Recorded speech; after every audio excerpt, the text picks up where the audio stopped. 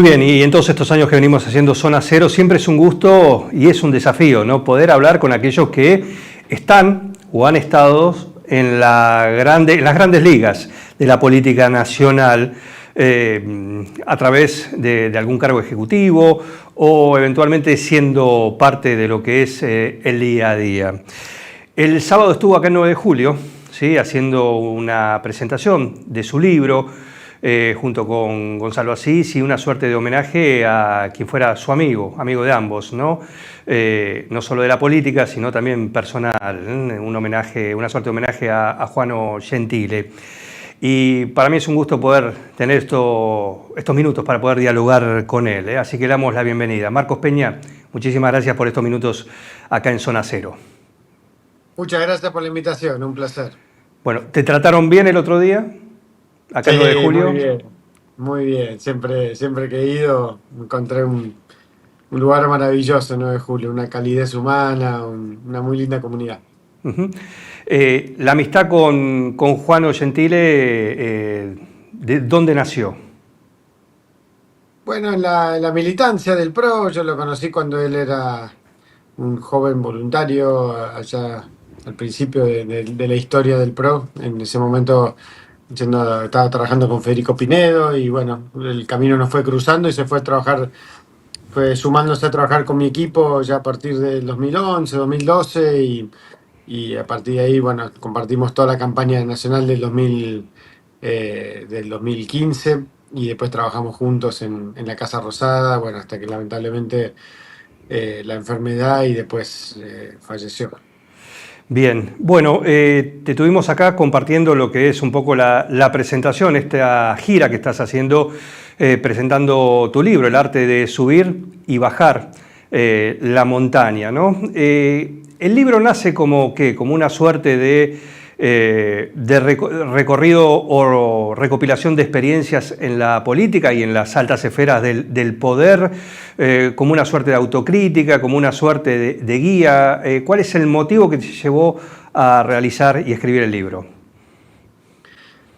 Un poco de varias de esas cosas y cosas que fueron trascendiendo el plano de lo político.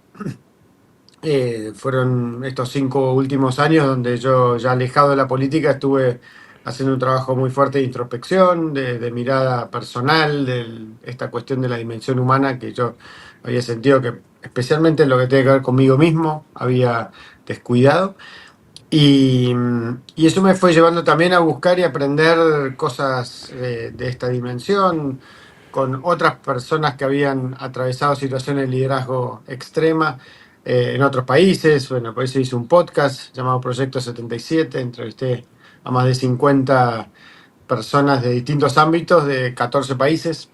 Y con el tiempo lo que fui aprendiendo y viendo es que lo que yo había vivido de una forma muy intensa en esos 18 años de política era bastante parecido a lo que otra gente vive, ¿no? Y que tiene que ver con este descuido de uno mismo y de una mirada del liderazgo que omite un poco la dimensión humana, que eso genera consecuencias prácticas, digamos, ¿no? Que hace que uno reduzca su capacidad de conexión con los demás, que uno reduzca también la capacidad digamos, de cuidarse y de hacer sustentable la tarea, en el plano de la salud mental, de la salud física, y también en cosas tangibles como el trabajo en equipo, por ejemplo, ¿no?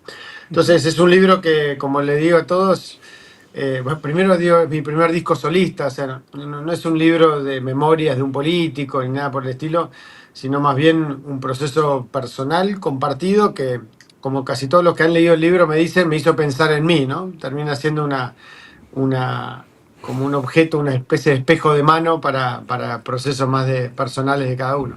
Uh-huh. Bueno, recorriendo un poco las páginas de tu libro, los distintos capítulos, haces mención y haces hincapié en lo que es por llamarla de alguna manera, la dimensión humana del político, de aquel que está, o del líder, ¿no? Trasladable a cualquiera, ¿no? Porque en definitiva son todos seres humanos.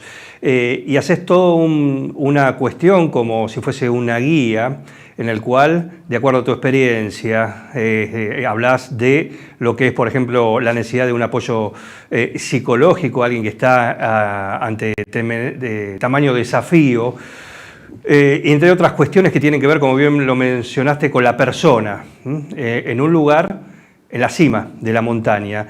¿Crees que la clase dirigente está preparada para eso? Bueno, creo que justamente parte de lo que fui encontrando, y el otro día mismo en 9 de julio charlando con personas que estaban atravesando liderazgos empresariales, sociales, educativos, deportivos, todo el mundo siente esa misma sensación de decir, che, claro, cuando miro yo estoy medio como fuera de la ecuación y me siento medio solo, concentro mucha responsabilidad, genero eh, digamos, un montón de cosas que creo que hacen a lo que tiene que ver con un modelo de liderazgo en el que nos hemos formado, donde está esa idea de el líder, ¿no? El que nace líder y que está ahí solo marcando el camino, y creo que eso es bastante mentira porque en general el liderazgo tiende a ser una tarea mucho más colectiva, por un lado. En toda historia de los grandes líderes que veamos, en general hay detrás un trabajo en equipo. Segundo, de que creo que el liderazgo no es un sustantivo, no es que depende de si sos el presidente de una institución o el gobernador, el intendente o presidente, si sos el dueño de una empresa, sos líder y si no, no, ¿no? En general, líder, creo que liderazgo es un verbo que compartimos todos los seres humanos.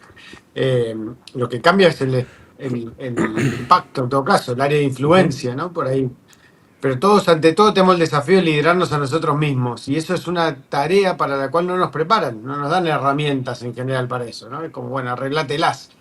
Y eso entonces genera un montón de problemas en cómo se lidera, porque hace que mucha gente se sienta espectadora, diga, bueno, que me lo resuelva el líder los problemas, ¿no? Y creo que hoy, sobre todo después de la pandemia, hay como una mirada cada vez más crítica de eso y una necesidad de repensar cómo pensamos el rol de liderazgo y el rol también de los que les toca acompañar. ¿Y qué se ve desde la cima de la montaña, desde arriba de todo? Vos haces un parangón con lo que es el alpinismo o lo que es el montañismo, ¿no? Aquellos que llegan a una cumbre, el camino es arduo, se llega ahí arriba, pero después hay que bajar también. ¿Y qué se ve desde ahí arriba? Y si es cierto esto que se habla a veces, una frase, quizás es una frase hecha, quizás no, depende de quién sea, por eso te lo consulto, de la soledad del poder. Bueno, yo creo que lo primero que se ve es que es un lugar muy inhóspito, muy hostil, ¿no? O sea, por eso también la metáfora de la alta montaña. Creo que el ser humano y el poder no se llevan bien en general, ¿no? Y cuanto más poder tengas, probablemente más complicado es llevarlo. Y por eso surge este tema de la enfermedad del poder, ¿no? Porque no es por nada, porque tiene que ver con que estamos diseñados de una manera distinta, para ser más horizontales, para estar más rodeados, digamos, de pares. Lo segundo que el mito muchas veces, sobre todo en la política y en la política argentina en particular, de que cuanto más arriba estás, más poder tenés, creo que es bastante engañoso. Y eso también se da no solo en la Argentina, sino también a nivel global, ¿no? Pudimos estar al frente del G20 y tener mucha interacción con los principales presidentes del mundo y en general el presidente es una figura que se lleva toda la marca, toda la atención, todo el debate, como si toda la vida pasara por ahí. Y la realidad es que no es así. El presidente y lo que habita en la Casa Rosada son una fracción muy pequeña de los que tienen poder en una sociedad. Y creo que es tóxico para ambas partes que todo el debate se concentra ahí, porque en general eso hace que mucha otra gente no sepamos quiénes son, no escuchemos también su mirada de críticas, autocríticas, de aportes que pueden hacer. Entonces siento que esa soledad en parte es una soledad que tiene que ver con ese diseño, con esa forma de concebir el liderazgo, pero también con que mucha gente, digamos, trata de pasar debajo del radar, por más que tenga igual o a veces más poder del que está en una casa de gobierno. ¿Qué te llevó a vos, y quizás es lo que llama la atención, o siempre llamó la atención, ¿no? Que a partir del 10 de diciembre del 2019, cuando ustedes terminaron con su mandato, a diferencia de muchos, vos entraste como en un... Te fuiste, saliste del radar, hasta ahora, ¿no? Hasta que decidiste presentar el libro y hacer todo ese trabajo con el podcast también. Pero en cuanto a lo político, ¿qué te llevó a tomar esa decisión tan marcada? Sentí que después de 18 años se completaba una etapa, un objetivo que nos habíamos trazado, que era gobernar la Argentina, que era cumplir a partir de ganar un mandato y atravesarlo, eh, digamos, con la agenda de los temas que fuimos empujando.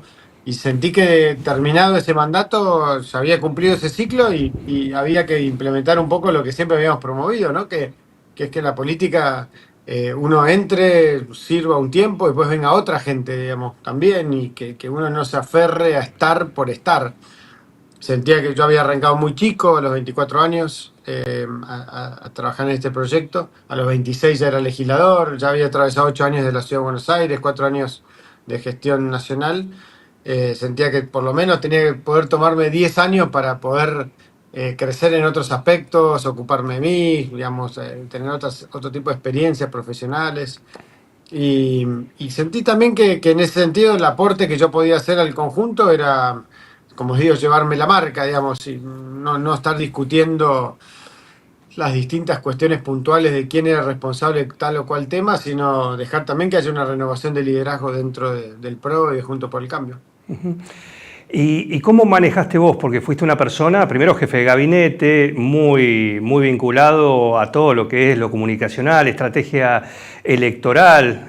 Muchos te han calificado como tiene todo gobierno, ¿no? El monje negro del gobierno. Y hoy estás en otro lado, ¿no? En otro lado. Hoy pasaste de ese monje negro a esta suerte de monje zen, si querés, para hacer una comparación o un trayecto. Y en esa imagen, ¿no? que tenías y que tenían un poco ustedes también, ¿no? Por ahí de cierta soberbia en algunas cuestiones, ¿cómo haces para que no te afecte personalmente? Porque estás en boca de todos. Bueno, creo que hay una parte donde, primero que el personaje muchas veces no tiene mucho que ver con lo que sos. De hecho, siempre me río con la idea del monje negro porque yo estaba todos los días en la tele, todo el Congreso, firmando documentos, digamos, expedientes. O sea, de negro no tenía nada en términos de... Generalmente eso es una figura oculta, digamos, ¿no? Que no aparece. Eh, Sin embargo, soy consciente de que por producto de un montón de razones, algunas propias mías, otras de rivales o de la propia conflictividad de la política, se fue creando un poco esa imagen del soberbio, el distante para algunos. Entonces, para mí también era importante poder tomar distancia de eso y poder hacer con un ejercicio de autenticidad, con mi libro, decir, mira, esto es lo que yo soy, esto es lo que pienso, lo que hago. Eh, pero no ponerme a defenderme o justificar o explicar, yo estando muy tranquilo con lo que fue el aporte y sobre todo la intención detrás del aporte que hice. Eh, Creo que dejen de hablar de vos, digamos, o que dejar de estar en la luz pública tiene mucho que ver también con cuánto realmente eso era un medio o cuánto era un fin, ¿no? Para mí siempre fue un medio para lo que yo quería hacer, que era trabajar para mejorar la vida de la Argentina. Nunca fue un fin en sí mismo la fama, el poder. Y creo que por eso también pude tomar distancia, ¿no? Porque si no, ahí es donde se genera el compromiso. Pero de todas formas es difícil cuando vos el 10 de diciembre del 2019 entregamos el mandato y a la tarde ya era un vecino más en Palermo, en mi departamento, con mis hijos, con mi familia, comprando facturas, sin ningún tipo de estructura de apoyo o ni ingreso ni nada, digamos. Entonces, eso de reinventarte, reaprender a ser un ciudadano más, fue algo desafiante y lindo al mismo tiempo. ¿Y cómo fueron esos primeros días? Que me quedo con esto que decís, porque decís, bueno, fuiste durante 4 años, más allá del tiempo en el gobierno de la ciudad, pero a nivel país, fuiste durante muchos años justamente una figura que tus días estaban marcados por la agenda política y por un cronograma de acuerdo a las necesidades del país. Como vos dijiste, el 10 de diciembre del 19 a las 4 de la tarde, tu señora te dijo, bueno, vamos a tomar, no sé, unos mates, vamos a comprar facturas, pero el cambio no es tan así. por lo menos en lo personal, ¿cómo hiciste esa transición entre todo ese mundo y después al que volviste, ¿no? Al llano. Bien, lo más difícil es que vos estás acostumbrado a una adrenalina del conflicto. La política, ante todo, es administrar conflictos propios, ajenos, digamos, internos, externos. Y, y vos te quedás con esa dinámica, digamos, de bajar. Lleva tiempo de esa dinámica. Eh, Creo que lo otro difícil es que, en el fondo, el personaje público termina siendo una especie de mecanismo de protección. Entonces es como un traje que vos tenés. eh, bueno, salís a la calle y sabés que vas a tener adhesión o crítica o lo que sea, pero lo hacés desde el personaje político. Salís de ese personaje y bueno, nada, tenés que aprender a hacerlo de vuelta medio desnudo, ¿viste? Ese es como... eh, y ahí donde, como alerto en el libro, hay un tema que poco conversado, que es la exposición pública, la fama, digamos, genera una asimetría, sobre todo en la calle, ¿no? Entre vos sabés, eh, digamos, mejor dicho, el resto sabe quién sos vos, pero vos no sabés con quién estás interactuando. Entonces, Claro. eso genera un sistema de amenaza y de alerta que, nada, es reentrenarte y no es fácil, es un camino, pero también al mismo tiempo acompañado de alivio, porque también saliste de esa máquina de alta presión, ¿no? Vos hablás en el libro de nutrición digital, entre otras cosas, ¿no? Hablás sobre eso, hablás sobre que, como sugerencia, aquel líder tiene que sacar las aplicaciones de su teléfono celular. Explica un poquito todo esto, porque justamente estamos viviendo todo lo contrario. Bueno, es que el celular es un invento muy nuevo, muy nuevo. Nosotros asumimos en la ciudad de Buenos Aires en diciembre del 2007 el mismo momento que sale el iPhone a la calle, ¿no? Ya nos acostumbramos y pensamos que es algo, celular inteligente sobre todo, que es algo muy común, pero no lo es. Y es algo que no sabemos manejar, no hay una buena práctica de cómo usarlo, ¿no? Entonces, lo primero que digo es, che, seamos conscientes que al igual que tenemos que cuidar lo que comemos o lo que tomamos, también tenemos que ser conscientes de lo que consumimos a través de nuestro celular. Porque de la misma manera por ahí no irías a comer comida rápida todos los días, todo el día. eh, Sin embargo, consumís por ahí contenido que no es de buena calidad todo el tiempo, y ese contenido está diseñado para alterar tu sistema nervioso, para volverte adicto a esa adrenalina que genera la noticia, o la agresión o las distintas cosas. Entonces creo que cuando uno está en una situación de liderazgo, lo primero es asumir que es una tarea temporaria, que es una tarea difícil, que es una tarea que requiere un cambio en la forma en la que uno interactúa con las cosas. Y dentro de eso creo que tomar distancia de lo que pasa en tu celular, del excesivo mensaje, digamos, que hace a reafirmar tus miedos, tus angustias, tus enojos, es una forma de poder mantener una cierta salud mental para, para que no estés corriendo detrás de la pelota, como muchas veces me pasó viendo gente de distintos ámbitos del país, de muy alto nivel. Y no importa del ámbito que sea, Sí. de repente muy angustiados o muy estresados o muy enojados porque alguien dijo algo de ellos.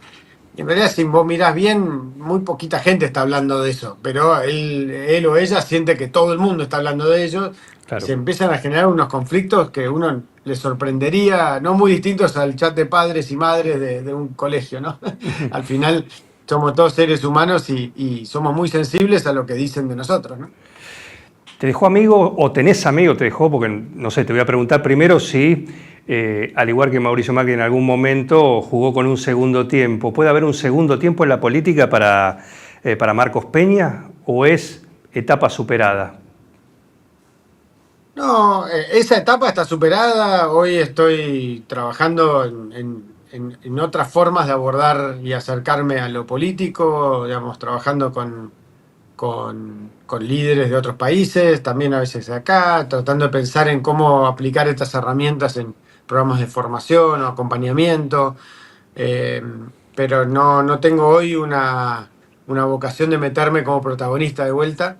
eh, pero al mismo tiempo, nada, sé que soy joven y tampoco es que me ponga seguro que no. La verdad fue una experiencia maravillosa.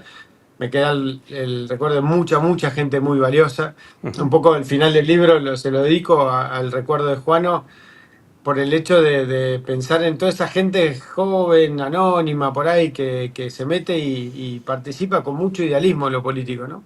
Y creo que sí es importante reivindicar muy fuertemente la actividad política, porque sin actividad política no hay democracia, y sin democracia no hay libertad, y está mucho más amenazada de lo que a veces nos damos cuenta eso, ¿no?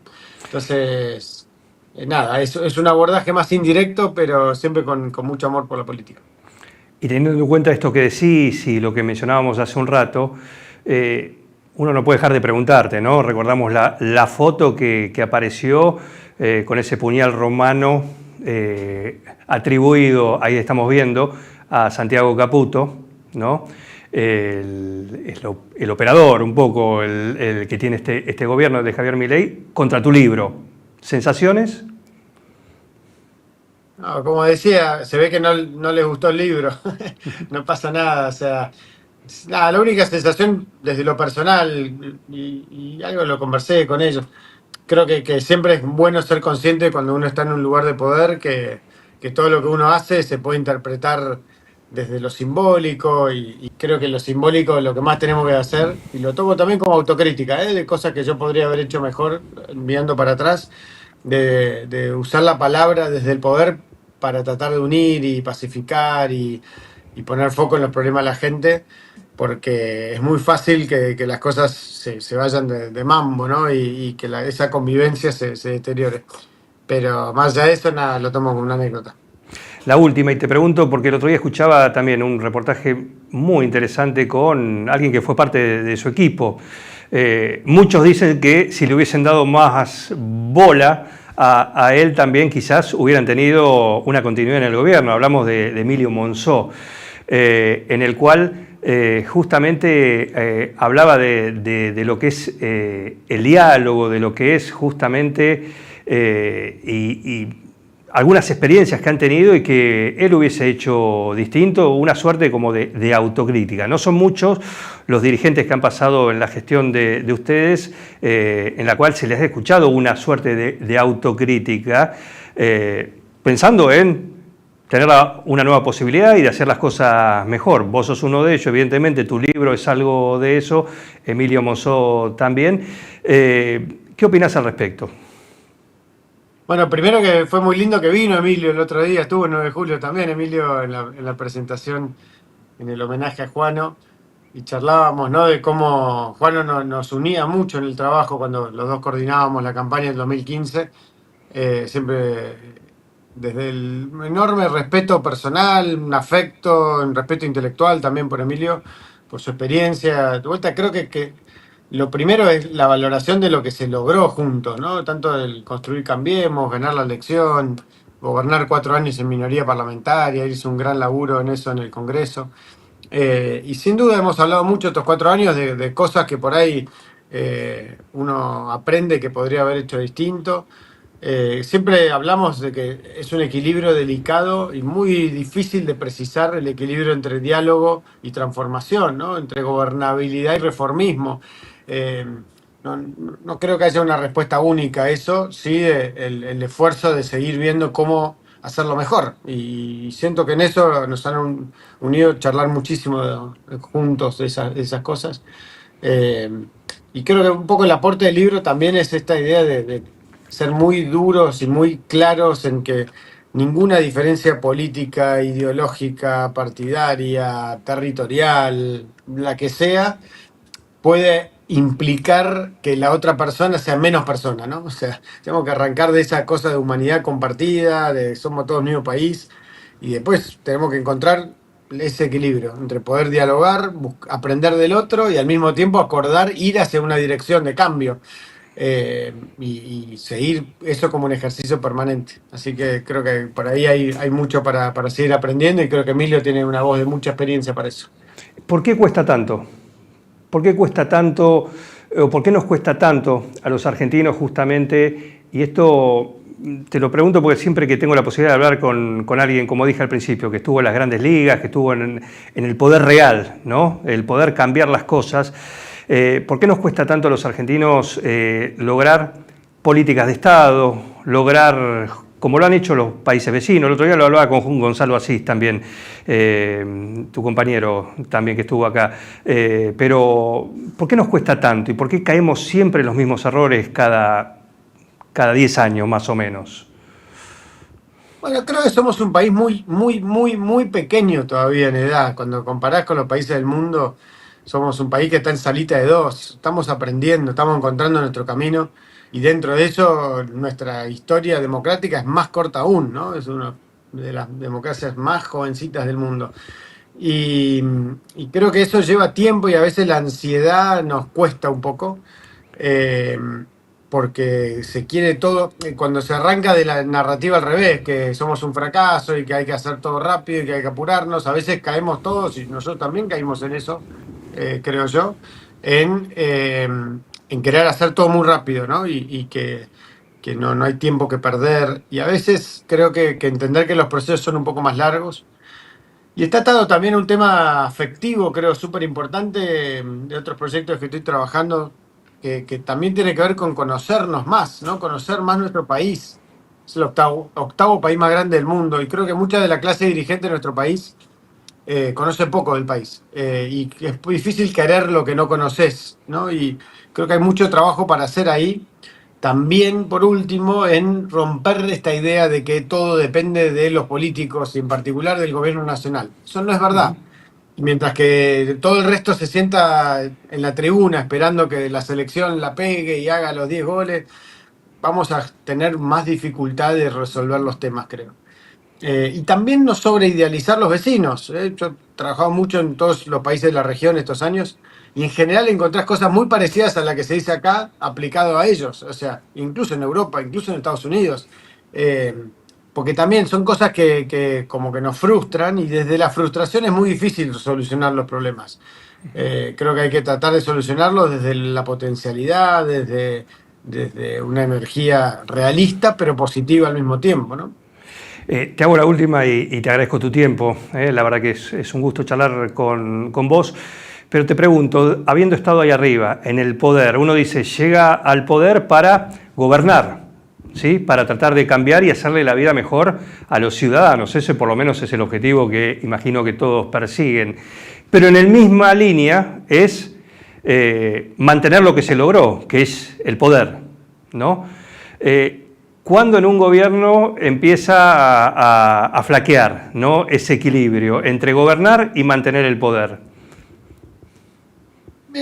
Pasa que están muy alineados, porque sin el poder Sí. no puedes gobernar. Entonces, es una trampa un poco. Yo hoy te diría que, como regla, creo que no habría que tener ninguna reelección en ningún tipo de cargo. O sea, que entender que la política de alto nivel, sea en el nivel que sea, puede ser máximo de un mandato y con, eso sí, después un trabajo muy serio de ayuda desde la sociedad a reconvertir esa persona, acompañarla, a procesar la experiencia vivida, porque en la medida que nos olvidamos de que en general cuanto más tiempo se está en el poder, peor es el rendimiento, independientemente de la ideología, independientemente de la capacidad de la persona, independientemente del país, vamos a caer siempre en la misma trampa de los liderazgos personalistas que a mi entender en general no han dado buena respuesta en la historia, ¿no?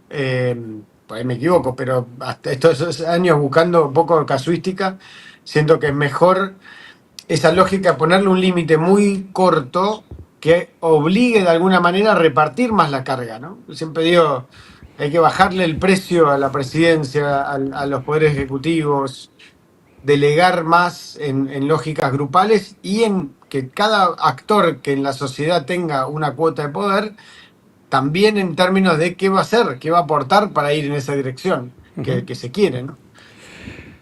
Marcos Peña, muchísimas gracias por este rato para charlar con nosotros acá en Zona Cero. Un Muy placer. agradecido. Muchas gracias. Lo mejor.